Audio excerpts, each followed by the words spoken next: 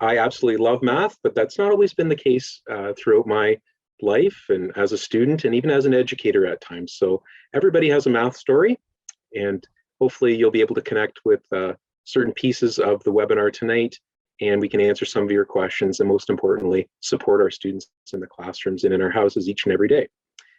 So thank you again for joining us. I'd just like to take another minute just to mention this is a collaboration and a partnership between the Thames Valley District School Board, Western's BrainsCAN, and Western Center for the Science of Learning through the Faculty of Education to make this webinar possible tonight. So much work goes on behind the scenes to pull off an event like this, and I'd just like to give a shout out to Maggie at BrainsCAN and the Thames Valley District School Board Research and Assessment Department for always being a great supporter of our portfolio and everything we do in mathematics to support our students and our schools. At this time, I'd like to introduce Dr. Daniel Ansari, who will be my partner this evening.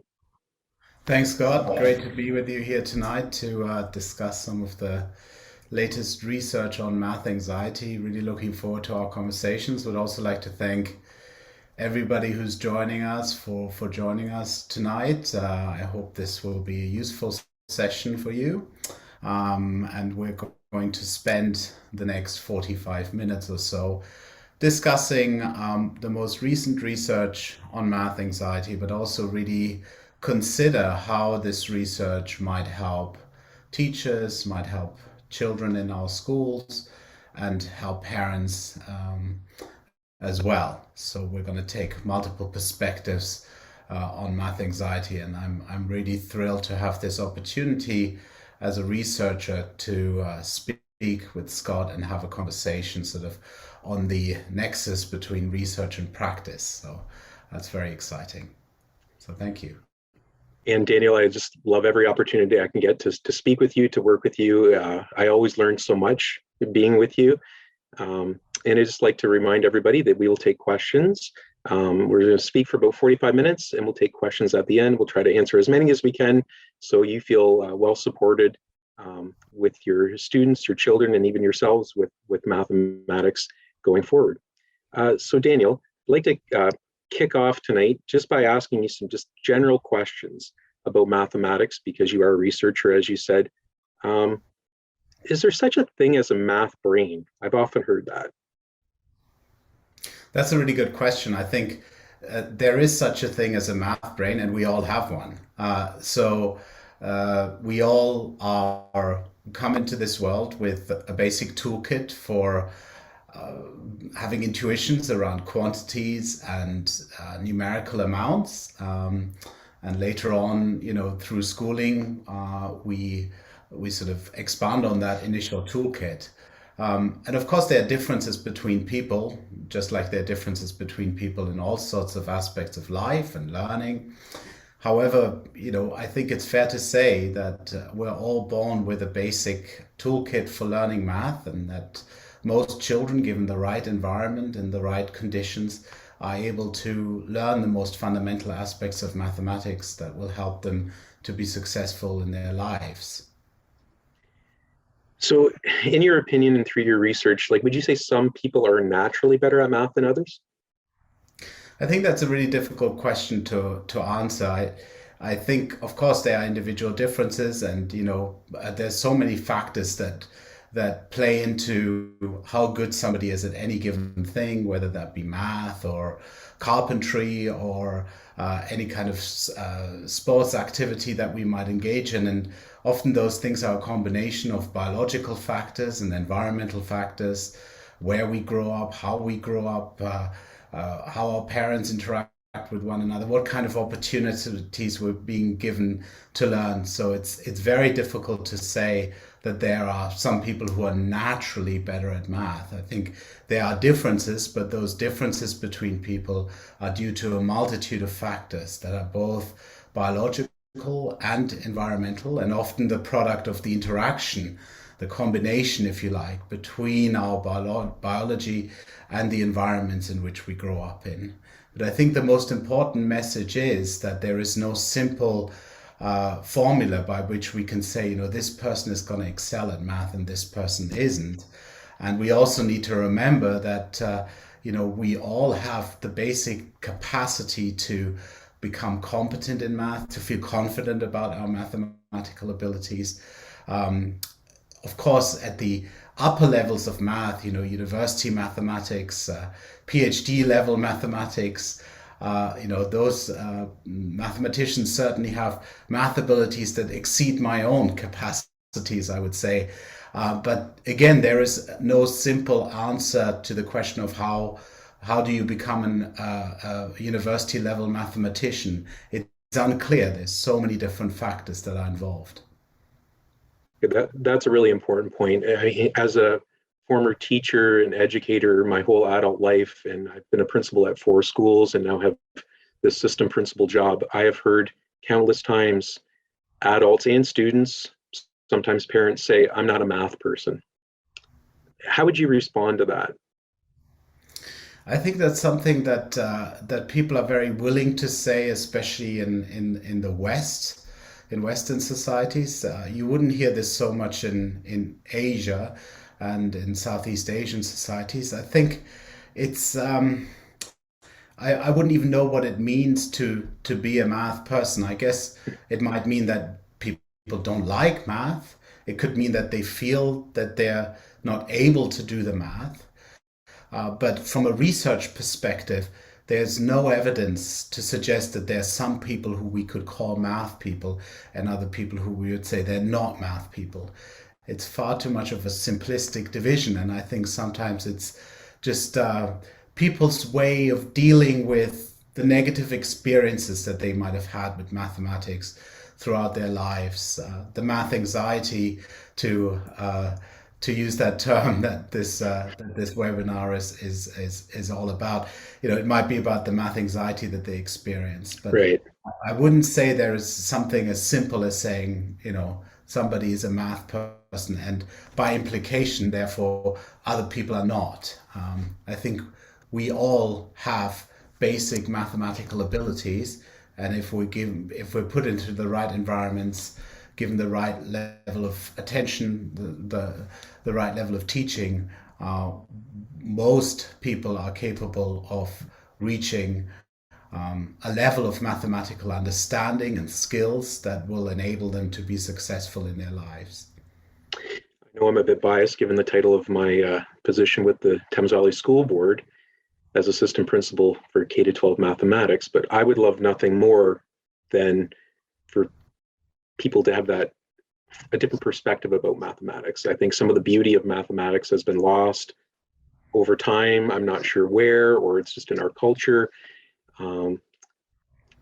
I do think math anxiety, if we can use that term, people just quickly get overwhelmed sometimes with math, and when they see numbers, there's some kind of fright. I'm not sure why, but I would love nothing more than to kind of change that mindset and have people see, the beauty, the stimulation, the challenge that mathematics and numbers can provide, just like we do with literacy. I agree. There's so much beauty in mathematics, so much basic understanding of how the world works that we can explain through mathematics. And then, of course, all the myriads of applications of mathematics in our everyday lives. So I agree with you. There's work we can do to help young learners appreciate the beauty of mathematics. There's a lot we can do there. So I was driving the other day, one of my children, to one of their activities, and I stopped at a friend's house and to pick up their child. And this other parent said, they asked me, so what is math anxiety anyways? I thought, oh, this is what I need Daniel and then my passenger side of the car with me so he could quickly answer this question, because I'm not a researcher. And how would you, summarize that for this parent? I would say math anxiety is a feeling of apprehension, of dread when you're when you're put in a situation where you have to engage in mathematical problem solving. It can also be associated by physical arousal, by increases in heartbeat, It can be measured using galvanic skin responses. So it's both psychological and physiological reaction to having to engage in doing math. And what the research suggests is that when we experience mathematics anxiety, just like with any other anxiety, we start to engage in ruminations about that. We start to think about, oh my God, I'm not going to be able to do that. I'm terrible at math. And those ruminations start to occupy our mental capacity so that we actually end up having less room to focus on the math itself. In psychology, we call that a dual task. It's almost like we're trying to solve two things at the same time. We're trying to do the math, but we're also trying to deal with the emotions that the math has elicited within us, the physiological reaction as well as the psychological reaction. So that's why some people think math anxiety affects your math performance. It's not necessarily that when you're math anxious, you're not good at math. It's that the anxiety takes away part of your available resources to actually be able to engage in the mathematical problem solving. And that I really like how you explain that. I mean, in my former role as a school principal, what you're just describing, I would see play out sometimes in the classroom as misbehavior or a student checking out or daydreaming. And maybe my initial reaction would be like, get to work, open your textbook, grab that pencil. But hearing you describe that, I need to reflect on some of that from our past practice, and even how I was taught when I was a student. So I think what you're saying, like we're learning more about what it truly means to be, go through these emotions and how our brain reacts. Exactly, exactly. I think sometimes if students are starting to seem distracted, it's because they're trying to deal with the anxiety and some of the mistakes that they might make during problem solving, maybe due to the fact that they're essentially trying to do two things at the same time. They're trying to control their emotions and they're trying to solve the problems, which is why some research has shown that it's really effective for students, especially older students, high school and university students, to write about their feelings towards math before they, for example, take a test, because that can sort of externalize those negative emotions and free up their mental resources, something that we in psychology call working memory, their ability to hold multiple items of information in their minds at the same time, which is very important in mathematics, where you often have to hold intermediary solutions online whilst you're still solving the problem. So freeing up that working memory by essentially displacing those negative emotions on a piece of paper has been shown to be quite effective. So there are ways of coping with math anxiety. I think generally talking about it is not just helpful for students, but could be helpful also for educators who themselves might be experiencing mathematics Yeah. anxiety, parents. So the way I like to think about math anxiety is math anxiety doesn't just occur within the individual student, but it's part of an ecosystem. And part of that ecosystem is the family, the school, the teachers, the peers. All of these different things affect the level of math anxiety that a student might experience. I truly believe we all have a math story, and sometimes we can all replay that story, and it sometimes starts earlier for some folks than others. For my own situation, it was, grade 11 in secondary school, kind of finally hit, some of those feelings of anxiety. Maybe I'm not a math person. This isn't for me. That kind of started. Before that, I always thought I was quite proficient in math. How early on do you think math anxiety kind of starts for an individual? Yeah, that's a great question, Scott. The answer is some research suggests that even children as young as 5 years of age can experience math anxiety. However, I would say that the way in which researchers currently measure math anxiety is by asking students how they feel about doing math. And that becomes more difficult the younger the student is. It's very difficult for kindergarten children to reflect on their own emotions. So I would say the best evidence we have is in early elementary school. We have very good evidence to suggest that as young as grade one, grade two, students can begin to experience math anxiety. And it only really gets worse from that point on, because obviously the math becomes more complex, the pressure might be greater, the influence of peers might increase as you start to perceive more differences between yourself and others in the classroom. But math anxiety, as far as we know, can begin as early as kindergarten, although the evidence there I wouldn't say is yet rock solid. But I think when it comes to elementary school students, there's definitely very good evidence that elementary school students experience mathematics anxiety. So we've mentioned students quite a bit already during this webinar. Who else, or how does math anxiety impact other individuals that interact with the students?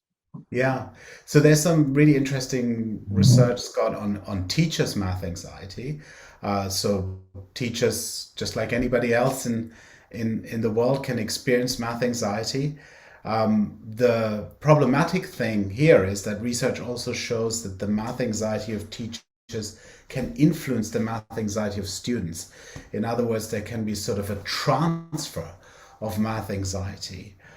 Research by Sian Beilock at the University of Chicago showed this in several studies now, that teachers' math anxiety at the beginning of the school year predicts students' math anxiety as well as their math achievement at the end of the school year. Although those students weren't necessarily math anxious at the beginning of the school year, they become math anxious. And her work seemed to suggest that, the teacher's own math anxiety influences the students' math anxiety. And in one study, they also found that the way that math anxiety transferred from the teacher to the student was through the student suddenly endorsing common stereotypes, such as the stereotype that, boys are better at math than girls. So maybe sometimes teachers can model these stereotypes inadvertently, as well as their math anxiety, and that sort of is a dangerous cocktail that then leaves students feeling math anxious, and that in turn can affect their math performance. The other individuals who can be involved in this ecosystem are parents themselves. So there's work by Aaron Maloney, who's at the University of Ottawa, who showed in a study that parental math anxiety also affects students' math anxiety. And it turned out that this was particularly pronounced for highly math anxious parents who engaged in a lot of homework with their children. And I mean, I think you and I can both picture that situation where a parent who's themselves not very confident about their mathematical abilities then engages in homework with the child, and this can lead to a high stress situation. So I mean, to the parents who are listening in tonight, I would say, be aware of your own feelings towards mathematics and how that might negatively influence the way in which you interact with your child during homework, and try to think about how you might mitigate your own, reflect on your own emotions beforehand, and try to take that into account, because otherwise the good intention of wanting to help your child with their homework could turn into something that is actually not having the desired effects. Yes, the struggle with homework is one of the most challenging and can be one of the most stressful things for families. We've heard that for years. So as educators, we need to be mindful of all that families are dealing with in their home, and we need to be able to support not only our students, but families as well, for sure. You touched on this a bit earlier, but I'd like you to just go a little deeper into how math anxiety affects math achievement and achievement overall. Yeah. So one of the things that's pretty clear from a lot of studies from around the world is that there is an association between math anxiety and math achievement. students who have higher math anxiety typically have lower math achievement, but this association is very small. So it's not a very strong association. And I think that's a very important thing to note. So there is a consistent relationship between math anxiety and math achievement. By the way, we don't know what the direction is. We don't know whether it's, math achievement leads to math anxiety, or math anxiety leads to math achievement, or they are fluidly interacting, which I think is quite likely. But the important thing here is that a student or anybody who experiences math anxiety, we shouldn't assume that they are not capable of learning mathematics, or that they might even be quite good at mathematics, because the relationship is 0.3 on a scale from 0 to 1. So it's a relatively small relationship. And it's also, this relationship in itself doesn't tell us that much. There's now really nice work coming out showing that students who have math anxiety approach the whole task of engaging in mathematical problem solving very differently. They're very quick to look for shortcuts. They don't focus on challenging problems. So it's not just in the ability, but it's also in the approach to mathematics that math anxiety expresses itself. But I think it's really important to note that math anxiety is not the same thing as having, for example, a weakness in math, or something some people might refer to as developmental dyscalculia, or math learning difficulties. Math anxiety and dyscalculia, or math learning difficulties, are two very different things. So students with math anxiety, yes, on average, have poorer math achievement, but that association is very small, and we don't know the direction of it. So I think that gives us some level of hope as well, that when students are experiencing math anxiety, we shouldn't assume that they are not capable of doing the math, but that there's just something emotional in their way, and that we can work towards alleviating this by having conversations about it, by thinking about strategies to alleviate it. And I think that's a hopeful message, at least for me as a researcher, because I think it suggests that these things are very different, and that the emotional and the cognitive side of doing math are different things, although they interact. Wow, yeah, it's so complex. I just love listening to you explain, the relationship and the statistics behind it. I know we met previous to this webinar, but there's just so much information out there, and it's such a complex issue. Isn't some level of anxiety healthy, or am I getting confused with something else? Like anything I've read in my psychology days and leading to teacher education programs, said that like a certain level of stress is actually good for performance. Yeah, for sure. There's certainly a function whereby, a certain level of arousal is positively related to all sorts of learning outcomes. If it exceeds a certain threshold, it starts being negative. The question is, where's that threshold for an individual? Right. But there is some, even in the math anxiety work, some work suggesting that, a certain level of math anxiety may actually be productive in certain situations. It's when it exceeds, when it becomes something that is essentially arresting the individual, and they're not able to cope with the situation that requires them to engage in problem solving, recall facts, all of those things. It is in those situations that I think is particularly debilitating.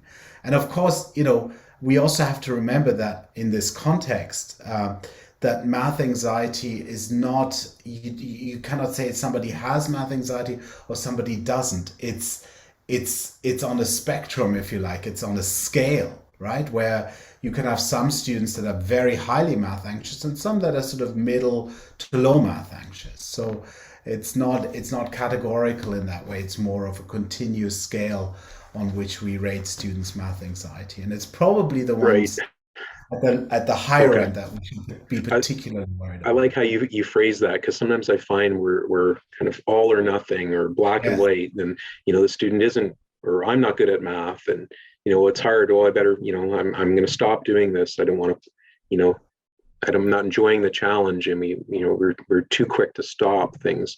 So you're saying like a certain level of anxiety is okay. We just really need to know our children, know our students, know what that critical threshold is.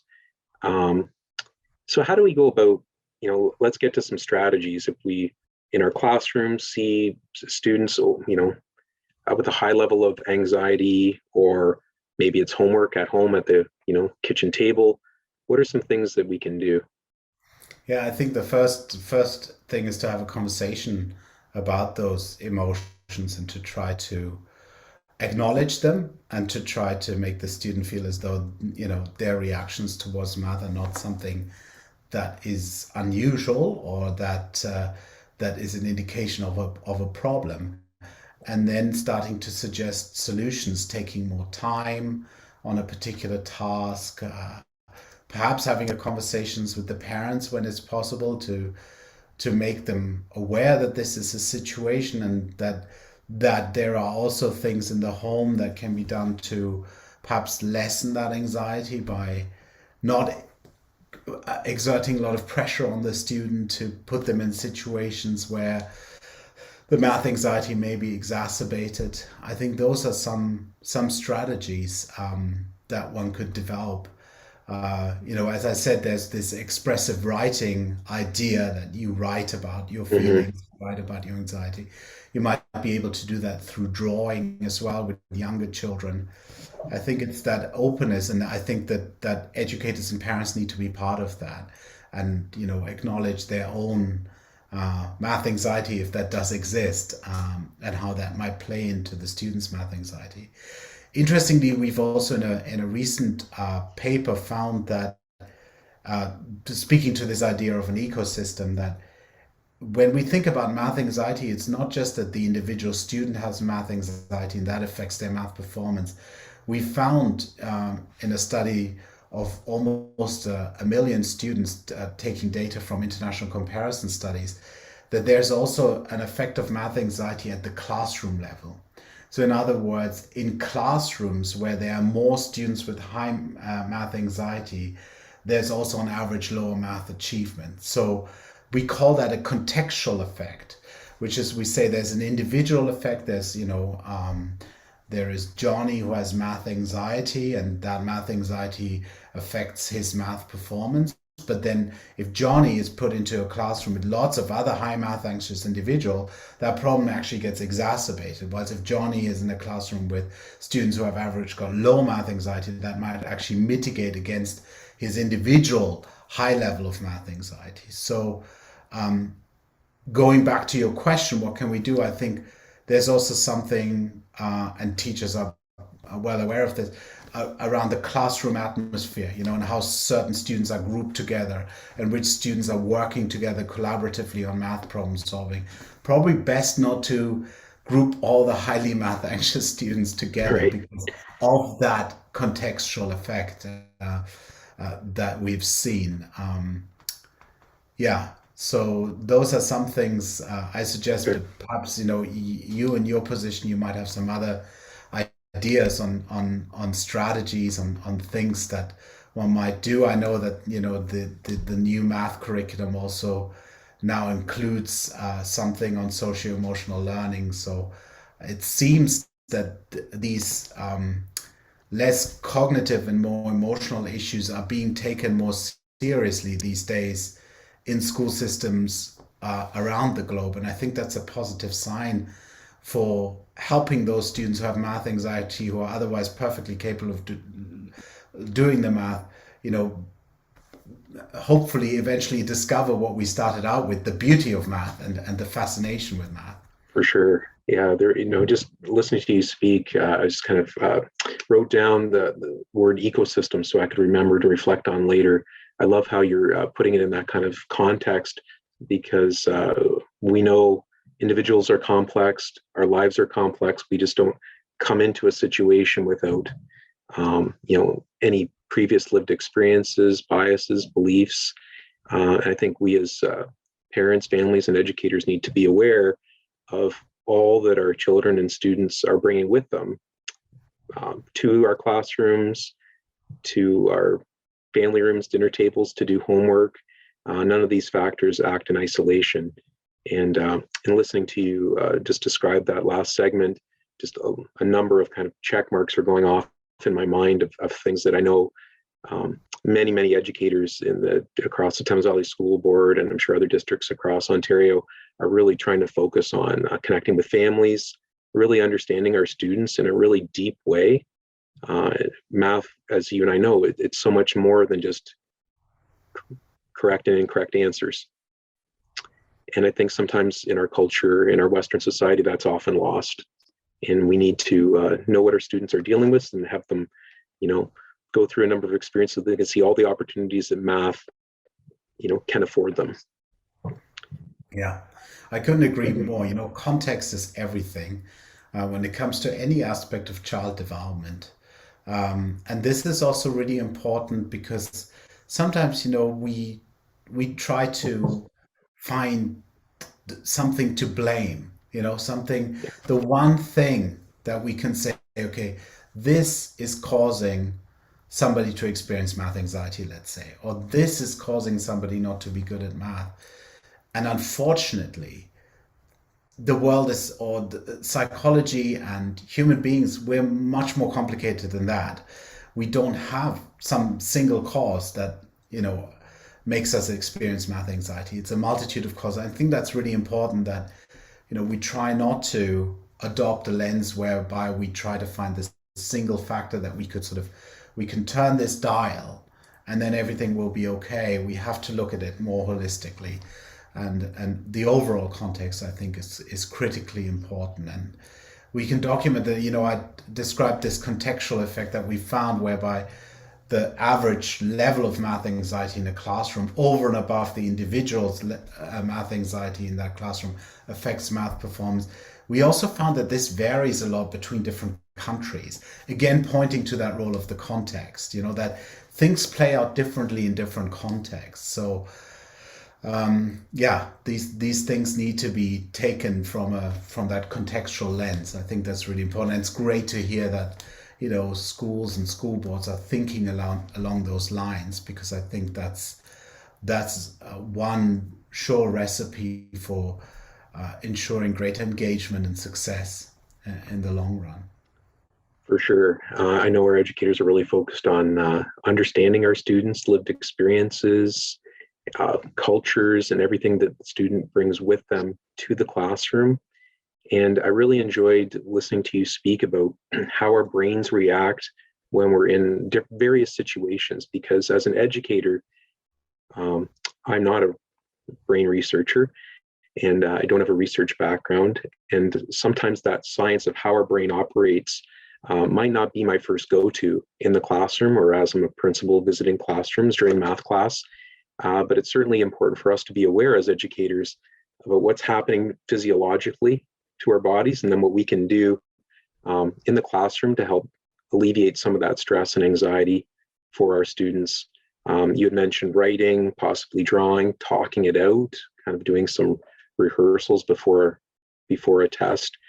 Some other strategies that I know our educators are working on is mindfulness activities, breathing, kind of trying to disconnect from that stressful situation, so then you're more available and open for that test or that learning situation.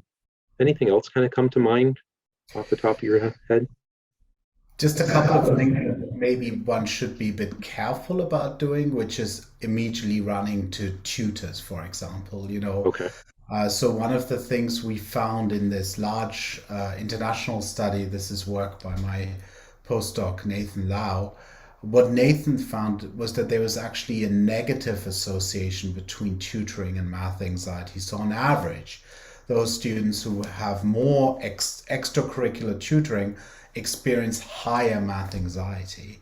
So, and the same was true for homework. Of course, we can't say that's causal, but I think sometimes, and I'm a parent myself of a child who's in the Thames Valley system. Sometimes you worry and then you think, well, maybe I should enroll my child into tutoring. And in certain situations that may be advantageous, but just be aware that, there is also research literature on the effects of tutoring on the effects of extracurricular tutoring, and look into that carefully. The same thing goes for maybe, you are a very keen parent and you really want to help your child learn math, and you buy all sorts of books in a store, in the library, and then you say, okay, let's sit down for 1 hour every night and do math. And you think as a parent, and it's of course comes from a very good place, you think this is going to really help your child to get them more confident in math, but it may also produce the opposite. So I think sometimes the things that we think will be the fixes, or will be the kinds of things that will help our children excel, could also invariably turn out not to be that, and to be the reverse. So you asked me about things that we Yeah, could do. I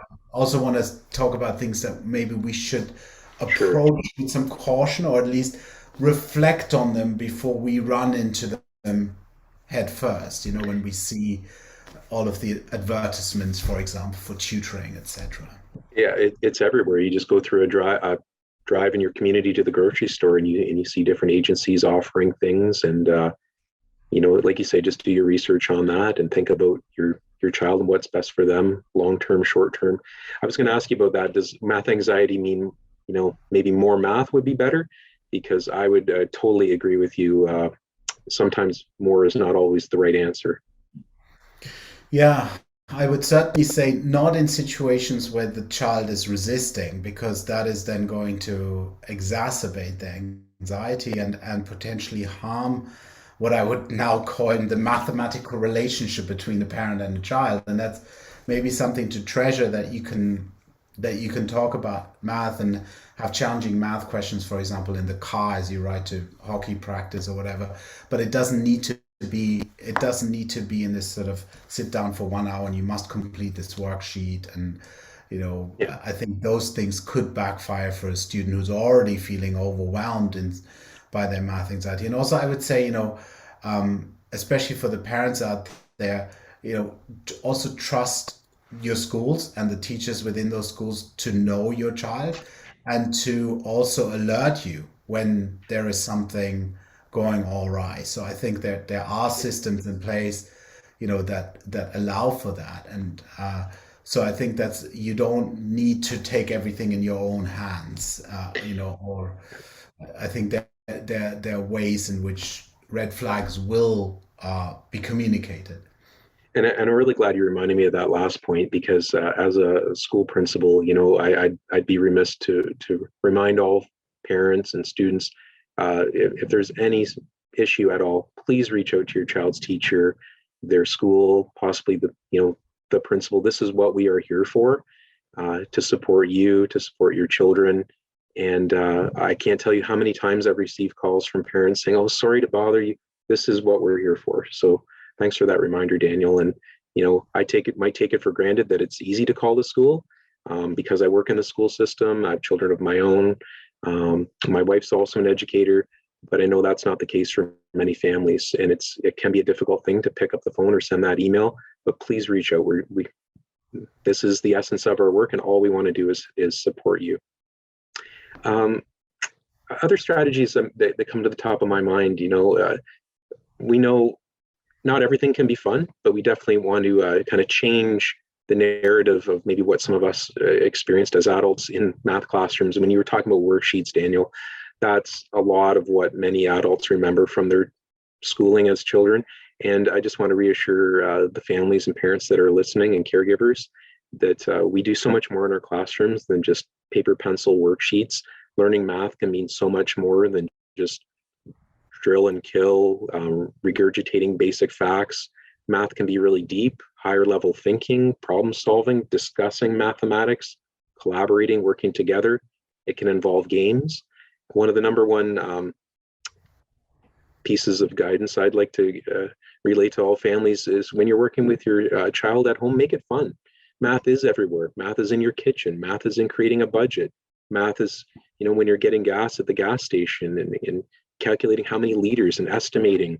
And I think sometimes that's often forgotten. We get caught up in, the game of school, or what we remember learning used to look like through an 8-year-old's eyes 40 some odd years ago. But our school board and our math department, we're really focused on learning math for real purposes, for everyday life reasons. And we see that reflected in the new Ontario curriculum for grades 1 to 9 with financial literacy, with coding, developing a budget, sales tax, etc. So make it fun. I rest assured our educators are doing their best to, see that beauty that mathematics can hold for all of us, but it's sometimes lost. Yeah, yeah, I totally agree. One point that you made that resonated very much with me is this idea of discussing math, like working on a single problem and exploring it. And there was a study some years ago now called the Tim's Video Study, and it produced two great books, one called The Learning Gap and the other one called The Teaching Gap. And it was about international comparisons. And what they were able to show was through filming math classrooms. These were grade 8 math classrooms, but they were able to show that in the United States, which never does particularly well in international comparisons of math education, teachers will present a lot of problems in any given class unit. Whilst teachers in Japan will sometimes only present 2 problems, but discuss them in great depth and discuss multiple solutions and let students generate solutions, but they don't immediately correct them. They don't immediately say this is wrong. They try to triangulate this and try to get the opinion of somebody else. So I think that really illustrates that also when you're doing math at home, sometimes less is more. And really talking about a problem and thinking with your child about multiple strategies that you could use to approach that problem. The other thing is, using visualizations can be so powerful, be that number lines or other ways of visualizing math. Spatial ability, spatial cognition, and mathematical cognition are so intertwined in the brain that I think using, whenever you can, some kind of external reference, if you've got a blackboard where you normally put your shopping list, or you do it on a computer screen, that's fine too, but using that visualization can be really important as well as you discuss mathematics with your children. And since they're already doing it in class, they can sometimes show you strategies as well. That's right. I have experienced, yeah. That's right. Yeah, I often, I have so many classrooms in my mind where I know our educators are focused on, letting students explore the mathematics, but, with an end goal and knowing those students' learning needs, trying to meet students exactly where they are to be so, try to be so personalized with the instruction to bring them along at the right pace. So the challenge is just right. And using, like you say, different strategies, different representations, or even tactile, like concrete tools. I find sometimes we are too quick as adults. My layperson term calling it, we adultize the math. We kind of take an abstract concept and try to, have students learn it in an adult way, or in a way that we remember we learned it, we think, from many, many years ago. But we need to, scaffold, break down those concepts. And our educators are really finding the use of different concrete tools, whether that's counters, or, like you say, different models like linear models or bar models are quite helpful. And those are all things that we as adults, at least,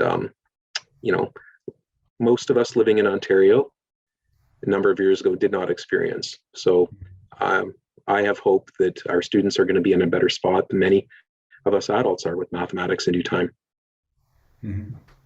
Yeah. We've covered a lot of ground. I mean, you've answered a lot of my questions, and we had a good conversation about math anxiety. There's definitely, a lot of work that needs to be done. But what I've gathered more than anything is just kind of how complex this issue is. And you've provided some great strategies that we can go forward with in our classrooms and in our own households as well, too. Yeah, I agree. I think, that there are things we can do. We shouldn't adopt a simplistic view of math anxiety. Remember that also math anxiety is not a, if you experience math anxiety, that doesn't mean now math is cut off for you. It might be quite the opposite. It might be an opportunity to think about, how you might enjoy math differently. And the other thing, and I think, Scott, we touched upon this, but it's really important always to remember that math is so many different things, which is why I like the fact that in the UK you call it maths with an Right. S and to pluralize it, because it really is that. It's so, in this way, it's different from learning to read. There's so many different aspects of math. So, if you weren't particularly good at calculation, it doesn't mean that you're not going to be very good at geometry or statistics or some other aspects of mathematics or coding, as you said, or financial literacy. So there's many entry points to mathematics as well. And I think it's important to remember that if you're anxious about one thing, that may not mean that you wouldn't enjoy and not be sort of held back by anxiety when it comes to other aspects of math. And I love how you said entry points, because that's how our educators are approaching mathematics in the classroom on a daily basis, trying to find that right entry point on any given day for any given student so they can be successful. And too often, in the back of our mind, we're very product focused, task oriented in our culture. We don't want to lose sight of um, just kind of getting the job done. We need to, break things down to make it really accessible for all students, and then gradually work to the more complex without jumping too quickly to that abstract. What role do you think that, like, rote learning, kind of just learning procedures and memorization plays in math anxiety? That we don't know yet. I think if it's done right, it shouldn't play a role. It could play a role if it's done under great pressure situations, but that research still needs to be. And I know of people who are investigating this very question. I think if this would be a broader conversation, but if we think about procedural versus conceptual, these are always interacting with one another. And if one does procedural right, it can be incredibly fun for students. But if it's attached with pressure and high stakes, that could potentially also result in math anxiety. But that link is not yet that clear from the research literature. Yeah. I Yeah, wonder I whether know. we should take some questions. Yes, I'm I'm just I'm looking just a kind of bit looking at the behind. questions here myself. Yeah. Math anxiety. How about that one? Does math anxiety correspond with test anxiety? Yeah, that's a really good question, and the answer is yes and no. So it's correlated with test anxiety, but it's not exactly the same. So in other words, if you do a measurement of test anxiety, you do a measurement of math anxiety, they are related to one another, but they relate differently to math ability and math achievement. So they're not quite the same, but they are related, as is math anxiety with general anxiety as well. And that's an interesting question there next. So we mentioned that kindergarten students might experience math anxiety. The question is, so math anxiety can occur before a student has had a negative experience with math? I honestly, that's a great question. I don't know whether we have research to really answer that yet. I am still a little bit unsure about the data on math anxiety in kindergarteners. For the reasons I mentioned before, is because the way we measure math anxiety is with asking students, and that tends to be quite difficult in young children. So we need to find better methods, but it could be that there is something about learning math that isn't tied to a negative experience. So it could be that there doesn't need to be a trigger for math anxiety in young children, but we really still are not clear on exactly when math anxiety begins. So that still needs to be established. But that's a great question. That's an excellent research question, actually. Yeah. There was a question there. Ooh, I'm going to guess this person might be a teacher. So it sounds like a teacher's first step would be to deal with the emotional response. What other strategies? I know we've answered, some specific strategies, but I can add a few others. Our educators in Thames Valley are really focused on creating what we are terming essential conditions for learning within the classroom, and that has several components that it's just good for learning in general across any grade, any subject. And our educators are focused on this from kindergarten to grade 12. And the essential conditions for learning, I'm not sure who answered or asked the question, if they're a teacher with the Thames Valley School Board, but if you are, you know this already. And if you aren't, just a little bit more information here. So we want our students to be in a classroom where they feel safe, that's relationships focused, and where they really feel connected to their classroom, to their teacher, to their peers as well, where they can get regulated and can co-regulate their emotions and that brain activity that Daniel was just talking about. And if all those things are in place, the top of that triangle would be they're more available for learning, as Daniel talked about almost an hour ago. So hearing Daniel speak about that really is reassuring for me as a Thames Valley educator that we are on the right track. This is more than just a math issue, or I'm not good at math, I don't like math.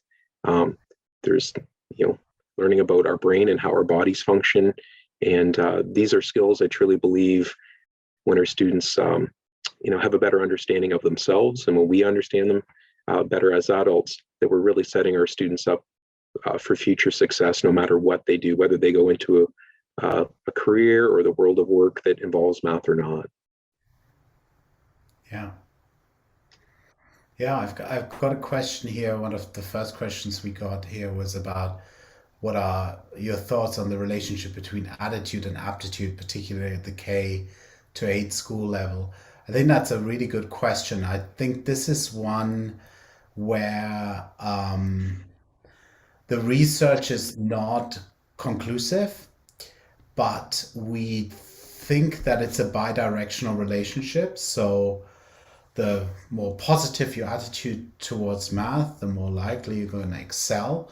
And the more you excel, the more positively you feel about math. Having said that, I think the research suggests, and we have a study underway, it isn't published yet, but it's actually looking at EQAO data. So it's looking at Ontario data with math attitudes and aptitudes. We see that the stronger of the two directions is from aptitude to attitude. So in other words, students who are doing better in math also tend to have a better attitude towards mathematics. But in general, I think the relationship is bidirectional, whereby attitudes lead to perhaps more engagement with mathematics and therefore improve aptitude and so forth. So possibly bidirectional with a stronger link from aptitude to attitude. But as I said, the study isn't published yet, but watch this space. Hopefully we'll get there soon. Yeah, I'll look forward to that for sure. Just scrolling through some of the other questions. There was a question down further on my screen. So it must be another educator here. They had a child, math anxious child, math anxious teacher. I suppose this person could be a family member as well. What can we do to equip teachers to have confidence? I'm interested in your opinion on that, Daniel. From a principal's perspective, I think, as Daniel had said, it comes down to that confidence and trust. We need to be able to trust each other, speak openly. I've been a principal, like I said, at 4 schools, and I would appreciate nothing more than if a staff member was open and honest and just came into the office or saw me in the hallway or visiting their classroom and just said, this really isn't my thing. I connect better with literacy or another subject. Can we talk about this? I can go on a much different path with supporting that educator than just playing guesswork and trying to figure out what they're thinking. So to me, it comes down to those 3 things: confidence, trust, and that communication, have that open relationship. And the same thing goes with students and parents as well. I know our school board in Thames Valley, we're focused in a really strong way to supporting our educators with professional learning through webinars, creating resources. And once again, if you are a Thames Valley educator, please reach out to us. We want to hear from you and what you need to support your learning. And I think just like our students and ourselves as well are on the spectrum somewhere with anxiety and math anxiety, we're also on a learning journey as well with our experiences learning math and how to teach and how to assess math. So it's quite complex. And without knowing the individual or the specifics, it's quite a hard question to kind of nail down. But those are a few things that come to mind right away. Yeah, I would have thought the same way as you, and would have said, use your professional communities. I know that, at least in Thames Valley, you've done a lot of work, professional development with teachers actually doing the math and working with the materials that their students would be working with. And I imagine that can also instill confidence. So the best thing for students, teachers, parents is not to hide away from it, but to try and deal with it and use supports in your environment to help you with that. These lots of questions pouring in. I'm not sure which one to go to here. Yeah, there's a statement or a question here. Does it mean if a child has some level of anxiety, they must value math on some level? How would you respond to that, Daniel? I don't know. I don't know whether any researchers have asked that. That would be an interesting thing to look at, whether there is a relationship between math anxiety and how students view the role of mathematics in their own lives in society. That would be very interesting. I honestly do not know the answer to that question because I'm not aware of any research that's looked at that. I hope so. There's a question here. How is the level of anxiety measured for each participant in your studies? This must be a fellow scientist.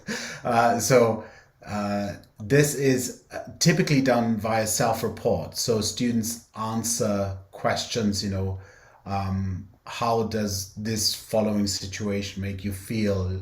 You're being asked to do a test at the beginning of class. You have to find change in a busy shop with multiple people queuing behind you.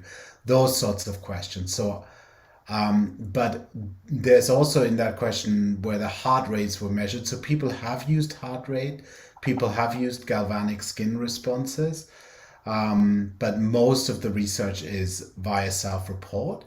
But the self-report measures have been validated and they're reliable, and so there is that. But we can certainly improve in our measurement of math anxiety. It tends to be quite subjective at this point.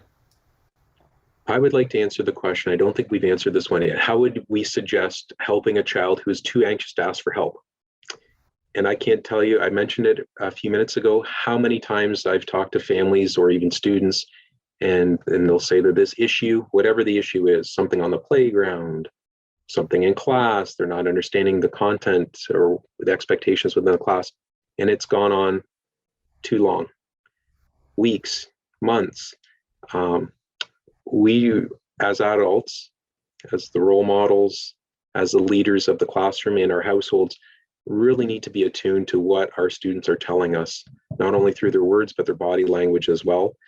It's my own personal belief. We're really caught up in just, kind of getting we're so task oriented. And sometimes the emotional side, social emotional side, our mental health and well-being, gets put to the back burner.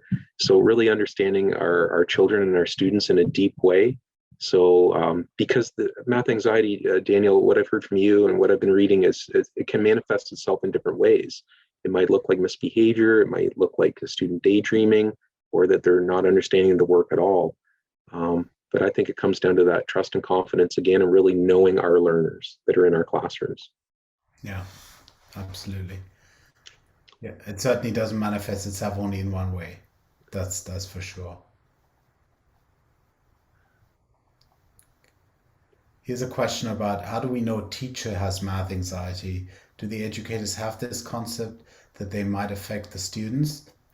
I don't know what you think, Scott, but I don't, I don't know whether teachers reflect on their own math anxiety. I don't know, it would vary. Some teachers have read research, they have looked into this, perhaps because they have students who experience math anxiety. More specifically to your question of how do we know a teacher has math anxiety in research, we would also ask them about that. We would give them a standardized measure that measures math anxiety, and use that to assess their level of math anxiety. But I would say, and Scott, please chime in, that whether teachers know about math anxiety and know that it could affect students, I think varies greatly. It just depends on the individual teacher and what they've read and who they've spoken to, and whether this has been part of their professional development, be that pre-service or in-service. Yeah, I think all educators are reflective. But what they choose to reflect on can vary greatly. It can be an interaction with a colleague, something on the playground, but I know all educators are reflective on that drive home or in discussing with their spouses. Our jobs as educators don't end when the bell goes at the end of the day at 2:30, 3:30, whatever time the school day ends. My own personal belief is that we don't historically talk openly about our views, beliefs, experiences with mathematics, because the way we've learned mathematics when we were students is very solitary.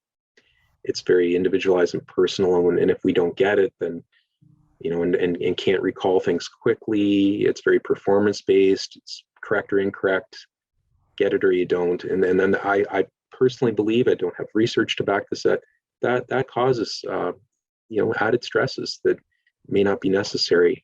So I think we're just at the really beginning stages with this.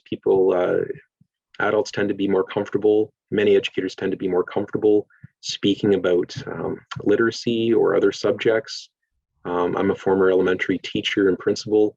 Many of us don't have math degrees, like some or most math teachers in secondary school, it's very complex, as we noted earlier, with the same thing with the students as well. So I think we really need to build that trust within our schools and our learning communities to be more open and honest with one another about how we're feeling and what we need for ourselves as well. And then that will ultimately impact our students at the classroom level. Mm-hmm. Yeah, absolutely. Maybe we can take a few more. I know we're over time already here, but there's so many questions that I feel bad not answering a few more. Uh, this one here says, how do we know if our children are struggling with math anxiety or if it's difficulty with math itself? And I tried to speak to that earlier, and the most important thing is to know that math anxiety and math performance or struggles with math are related, but not strongly so. So I think that the thing to watch out for here is how are the students actually doing in math versus how they are reporting their feelings towards math. Talking with the teachers, keeping an eye on the report card, informal assessments that might be possible to try and separate those two, because I think that is very important, because the flip side of this is, of course, that there are a percentage of students who are going to struggle greatly with math, regardless of how good the quality of the instruction is. So we need to separate them from those who are experiencing math anxiety. So I would say, again, observe children, try to see how they're doing on certain problems, and talk to their educators as well to get a sense of where they think they're at, and whether they've noticed that anxiety as well, and whether they think this anxiety is masking actually somebody who's quite capable of excelling in math. But separating those two is incredibly important, and not making the assumption that somebody who experienced math anxiety is therefore not capable of learning math. And I may wrap into one of the other questions. I just remember the gist of it, which was sort of like, does math anxiety ever go away? Are we stuck with it? And I would say we don't know for sure, but I could imagine that it is something that can be overcome, just like other types of anxieties can be overcome. And even if it doesn't completely go away, if those who are affected by math anxiety learn ways of coping with it, I think that's the important thing, Right. because those ways of coping will allow them to use math in their everyday life, use math in their professional lives. So finding those coping mechanisms, I think, is incredibly important in order to alleviate the potential negative effects of math anxiety. I'm interested in this one question. Do we see a higher incidence of anxiety with math compared to other subjects? Hmm. Don't know if we know. I mean, math anxiety has been a hot topic for a number of years Yeah. now because the research base has increased. But we also know that there are things. I've got some colleagues who are studying spatial anxiety. Oh, Individuals who are afraid of doing anything with spatial representations that we talked about before, and those seem to be separable. Um, So it's hard to know. There's probably also reading anxiety, and for anybody who's met a struggling reader, you will know that it's not just a cognitive issue, but it's also an issue that has spillover effects onto how students feel about learning, feel about school, feel about education. So I wouldn't want to sort of claim that math anxiety is special, or that it's worse than in other fields. It just happens to be something that we're studying quite intensively right now. I think math in certain situations can be something where you can fall behind quickly because you might miss out a step, you might miss out a certain concept, and then the instruction get built onto that concept, and that could be a situation that could be very anxiety provoking, maybe more so than in other school subjects. But we don't have solid evidence to substantiate that claim. for sure. Math is definitely a hot topic. We can all relate to that math story, and it conjures up some emotions. Personally, art, music, maybe even French would cause me some anxiety compared to mathematics. I'm not sure. I mean, this is a whole other webinar, but any research on the effects of the pandemic on student anxiety levels with math specific, or it's still too early to tell? I think with anything, when we talk about the effects of the pandemic, is the one thing I would say is the effects of the pandemic on any educational outcome have never been shown to be uniform, but rather they affect certain students more than others. And that could be the same for math anxiety. I haven't heard of any research on it, whether, and it would depend also so much on the specific learning assistant that students got, be it through the online school, be it through the work with parents. So I don't know of any research on math anxiety, but the important thing that I think we will find if we do this research is that it depends. And it depends on the student, it depends on their environment, it depends on their support network. Because certainly when it comes to academic achievement, what we see from research across the world is that students from disadvantaged backgrounds were disproportionately more affected by the school closures. So we might see the same for math anxiety, but I don't have any data on that. Um, Yeah, that's a big question for sure. I'm really interested in this one too. From a science perspective, does math anxiety have a genetics component?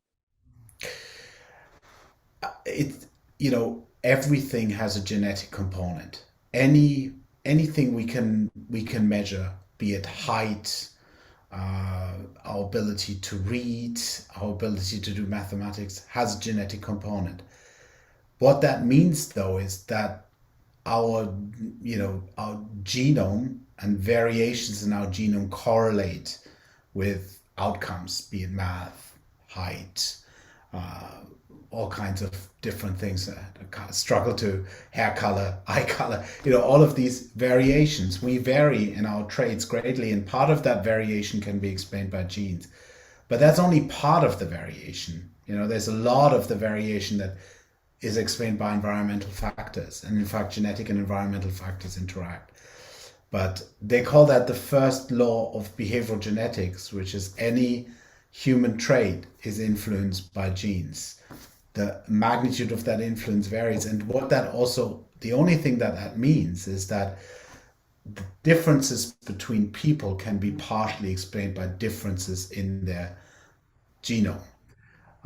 But it doesn't mean that there is a gene for math or a gene for reading, or that we can say on the basis, of the genome of somebody, of my genome, you couldn't say how good is he at math. This is more on a population level.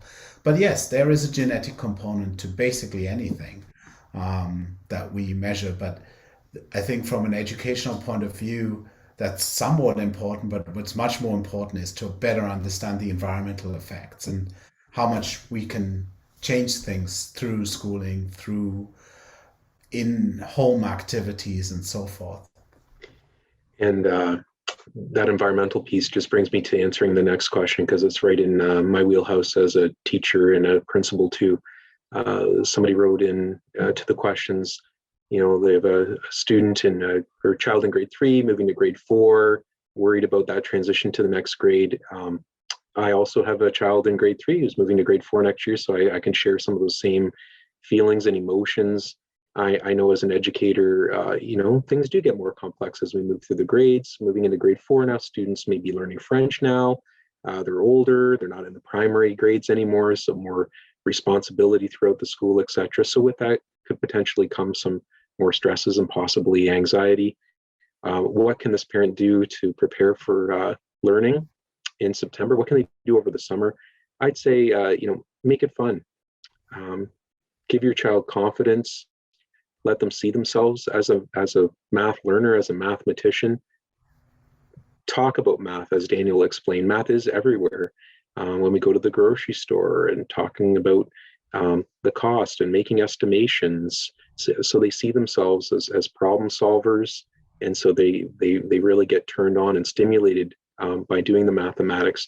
Talk to your child's teacher. There are 1,000 games out there that educators all have at their fingertips. Some have different names, but they can be low cost and low stress, and you're doing homework and you're engaging and you're playing games with your children, and have that quality time as a family that you're never going to get back again, right? A lot of games can be played just with cards, dice, a marker and a whiteboard at home, and it doesn't have to be hours and hours on end or paper pencil at all, but it'll give your child lots of practice, lots of confidence, and you're involved in their learning. And we all know that parents and caregivers are their children's first teacher, and we learn so much, and you model so much for them. So Daniel, we've been on this call for quite a while, and I've spoken with you many times and love working with you. I've just continued to learn so much. Yeah. I just want to say thank you to everyone who tuned in today. You have great questions. I know you're so engaged in your supporting your children. You only want the best for them. From an educator's perspective, we thank you for everything that you do each and every day in sending your child to school, and everything you do to support them at home. We can't thank you enough. We can't do it on our own, and you can't do it on your own either. Education really is a partnership between home and school. There are such great questions, and I'm just in awe at how appreciative you are. And Daniel, I think I'm going to get in touch with you later this week, and maybe we'll schedule another webinar for in the near future, because this has been really a lot of fun for me. Yeah, no, it's been a wonderful conversation, Scott, and I always learn a lot from you as well, and from your perspective as a highly experienced educator and leader in the school system. So this has been a great opportunity. I also like to thank the audience for being here and for giving us such thought-provoking questions. And I hope one of the things that's come out is that, there are many questions and few answers, but we're working on it. We're working towards getting better answers all the time. And I think this kind of collaboration between universities, university research centers, BrainsCAN, Center for the Science of Learning, Faculty of Education, and Thames Valley District School Board, these can lead to some really productive outcomes. So this has been a wonderful way to spend a Wednesday evening. Thank you. For sure. Daniel, we'll see you soon. Have a great evening. Yeah, you too, Scott. Thanks so Thanks again, much. everyone.